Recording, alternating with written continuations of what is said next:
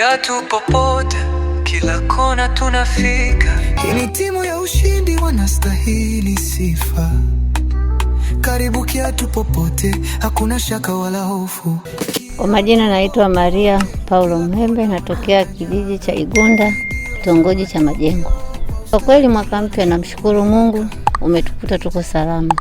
Ijapo changamoto za hapa na pale hazikosekani, lakini kwa neema ya Mungu tumevuka na tumeuona tukiwa hai. Naambia nini wakazi wa kijiji cha Igunda Majengo hapa kata Nyanza? Maoni yangu au ushauri wangu kwa kijiji cha Majengo, wachape kazi. Manake msimu wa mvua umeingia. Kwa hiyo tuache uvivu, tufanye kazi kwa juhudi mashambani. Wenye vilimo vya kumwagilia washughulike. Ufugaji wafuge kwa amani. Vijana tusijihusishe na makundi ya wizi. Manake ndo changamoto inayokabili kijiji chetu cha Nyanza au kijiji cha Igunda kata jumla ya Nyanza. Kiatu popote ni jibu la kila nia. Kiatu popote kila kona wana. Ombi langu kwa serikali, naomba itusaidie miundombinu ya barabara ili tuweze kusafiri kwa amani, hususan wamama wajawazito na watoto ambao wakipata majanga katika mazingira yetu kufikia zahanati au vituo vya afya husika. Kwa majina naitwa Tito Godi Mwenzegule. Natokea Nyanza. Naishi kijiji cha Igunda. Ninachoshauri tu kwamba vijana wenzangu tupige kazi. Huu mwaka umeingia vizuri. Unaona bwana? Sasa hivi hatuwezi kusema hela zipo. Hela zipo. Hela zipo na hela zipo endapo unafanya kazi. Tafuta kazi, upate kazi, ufanyie malengo, upate pesa. Mpaka sasa unajishughulisha na nini? Najishughulisha na kilimo. Kuna ndugu zangu hapo wengi bodaboda. Naona hamasa gani sisi vijana? Na wahamasisha mpige kazi, mpige kazi.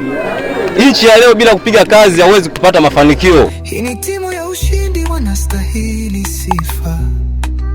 Karibu kiatu popote, hakuna shaka wala hofu. Swala la miundombinu, sisi tuna masuala mengi. Kwa mfano barabara letu ili bovu kama unavyoliona, hatuna njia. Tunaomba njia nzuri. Kwa mfano lami, ili na sisi vijana tupige kazi kwa bidii. Asanteni sana. Tunacha alama, tukio liko wapi, twaleta kamera. Kwa majina naitwa Luka Valentino Mnyeke, alimaarufu Maneno Valentino Mnyeke. Nina furaha ya kupokea mwaka 2026. Kiukweli changamoto ya mwaka 2026 kwa vijana zaidi, tupambane tuweze kufanikiwa kufikia malengo. Sina kikubwa zaidi ya hicho.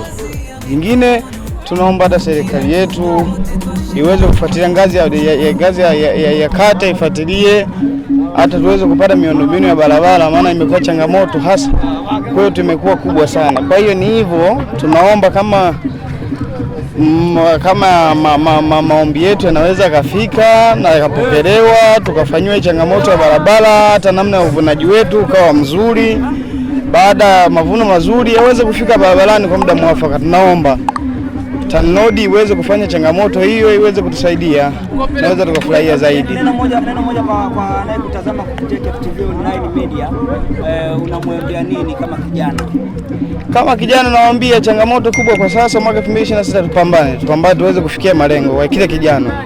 Na neno lolote kwa mwenyekiti wa kijiji? Mwenyekiti kwanza, naona mwenyekiti wa kitongoji kiukweli na mwenyekiti wa kijiji wote wanaenda vizuri. Tulikuwa na malalamiko hasa makubwa tangia miaka ya nyuma kwamba tuna changamoto ya shule, lakini tunawashukuru wameweza kupambania mpaka sasa hivi tumefikia lengo, wamefunga lenta. Bado asilimia chache tu kufikia lengo kabisa shule kuisha na watoto wetu wakaanza kusoma hapa kitongojini kwetu. Kwa majina naitwa Benjamin Boesa. Wengi wananifahamu, wale ambao ni watu wa muziki wananifahamu kama Don Taji. Kwa kuwa leo hapa nipo kama Benjamin, ndio leo tuko hapo kwenye kongamano. Mimi ni mwarasi kama mnavyofahamu, wasiofahamu mimi ni Mkatoliki mzuri kabisa, lakini kwa kuwa leo ni mwaka mpya, baada ya kutoka kanisani tumefanya ibada nzuri kule, lakini baada ya hapo tukarudi nyumbani kidogo, tukaona tuje Mtambalizeni huku. Ni